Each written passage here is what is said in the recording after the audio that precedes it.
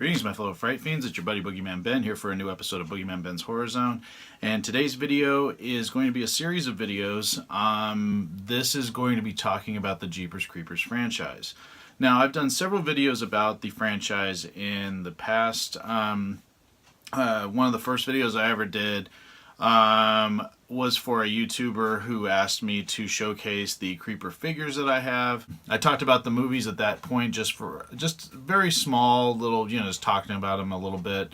This was back in 2011, so we're going back 6 years ago. Since then, I've done update videos on, the announcement of the third Creeper film, that they were going to go in production. I've also talked about the controversy surrounding Victor Salva's past. So since I've covered that already, that subject will not be covered now in this series. This series is focusing on the films, talking about my experience with the films. Of course, Jeepers Creepers 3 is coming out on Tuesday, September 26th. It's a one-night-only engagement. I do have tickets for it. I will be doing a review of it, a spoiler-free review of it, after I see the film, and I will be posting that later next week. But this is a three-part series where I'm going to be talking about all three films, and I'm really excited about doing this. It's something I've wanted to do for so long, because I am a fan of the series, I am a fan of the franchise. I am glad that the third film is finally out. It has taken over 14 years for this film to come out, which is insane. But before I jump ahead, I want to talk about my introduction to the first Jeepers Creepers film.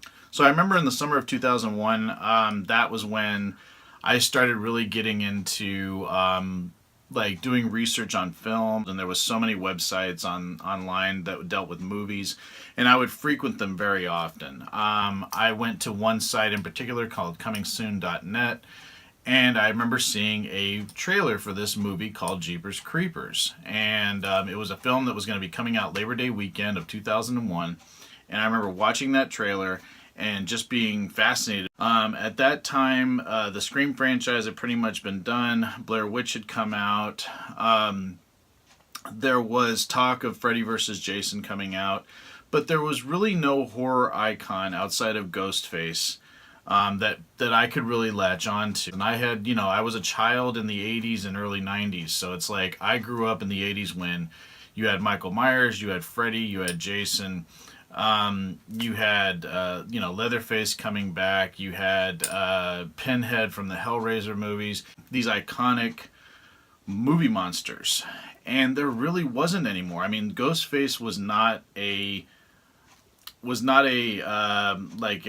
supernatural entity like Jason or Freddy was. It was a different character. It was a different person playing Ghostface in each Scream film. So I was really longing for a horror movie icon, something that was otherworldly, something that you couldn't kill easily, something that could track you, something that was scary. And at the time, I was dating the woman who would eventually become my wife. We had just started dating that year, and we went to see Jeepers Creepers opening weekend. It was a Friday night. We went and had dinner at the Spaghetti Factory, and then we walked to the movie theater like we always did, which was down the street. It was sold out. I remember we ended up getting tickets, but we couldn't, the only place we could sit was in the front row. And I just remember us sitting there in this packed house, full of kids, full of teenagers. We were in our 20s at the time. And I just remember being sucked into this film right away. For those people that aren't aware of what the story of Jeepers Creepers is about, pretty much it deals with Trish and Derry, brother and sister. They're on their way home from college, and they are stalked by this thing called the Creeper. And the Creeper is an entity that only shows up every 23rd spring. He's active for 23 days.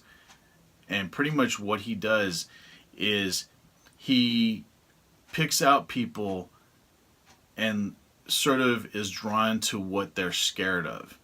And based on that, he picks you out and he eats you. From the opening shot of Trish and Derry driving home from college in Trish's classic car, I just remember it was such a refreshing take on characters in a horror film. Usually you have the boyfriend, girlfriend, or the group of friends. In this case, you had a brother and a sister, which I thought was really cool.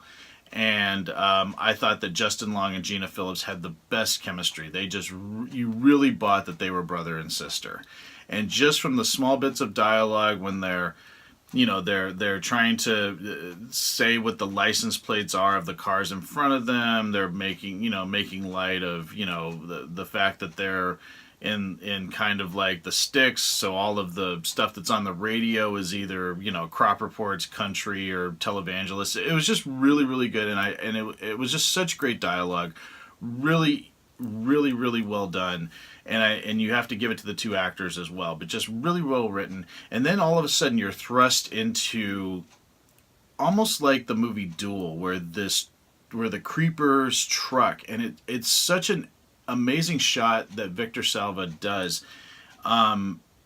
is because you see the truck behind them, and it just gets it's a continuous shot of him focused on them driving, and then you just see the creeper truck just getting closer and closer and closer before it is like right on top of them. And that scene is terrifying, and I still think it's one of the most effective introductions to a horror movie monster.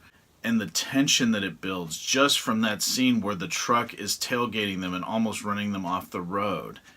And as you go into the story and more things unfold, and they see the creeper dumping bodies down this shaft into this abandoned church, that scene itself is just terrifying. The thing that is so great about the first Jeepers Creepers film is that it hooks you right away with these images. And it doesn't explain anything. It's just, I think it's the most effective 20 minutes into a horror film that's ever been made. And I think the cast is fantastic in this film. I think the setting is fantastic. I still think this film holds up tremendously. And as the proceedings go forward and what the outcome is, the ending of this movie is still one of the most disturbing endings in a horror film for me. It really, really gets to me. And the more I watch it, the more it gets to me. There's so many films that you can watch over and over again. To get the same reaction to a film that you saw 16 years ago is insane. And it just shows what a great writing and what great direction and what great acting went into this film. And this type of film was so different for when it came out, because when this film came out, like I said, Scream was just, Scream 3 had come out the year prior. That franchise was pretty much done. You had Blair Witch. They had tried to do a second Blair Witch movie. That didn't work.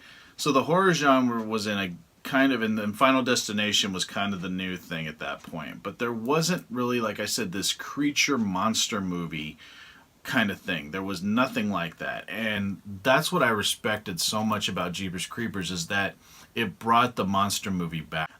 Because at that point there just wasn't anything like it. And again, I think the Creeper is one of the best horror icons in the last 20 years. I love that character, and I think Jonathan Breck is fantastic as the Creeper. He is eerie, doesn't say a thing, but there's just something about his presence and the way he moves and his eyes, and he's terrifying.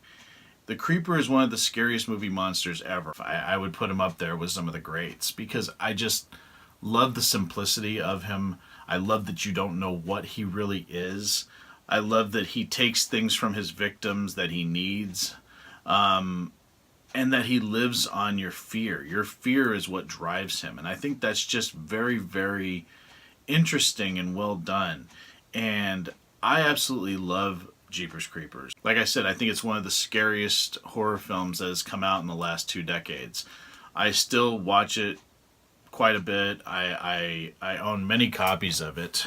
Here's the original DVD release of the film that came out, I believe, in late 2001. I've had this one for a while. I did get it on Blu-ray as well. And then, of course, last year I got it on the Scream Factory release, which is fantastic. Like I said, absolutely love this film. 1000%. Cannot say enough great things about Jeepers Creepers. Just everything in it, the editing, the direction, the writing, the acting. the special effects, it all works perfectly. Easily, Jeepers Creepers gets 5 skulls.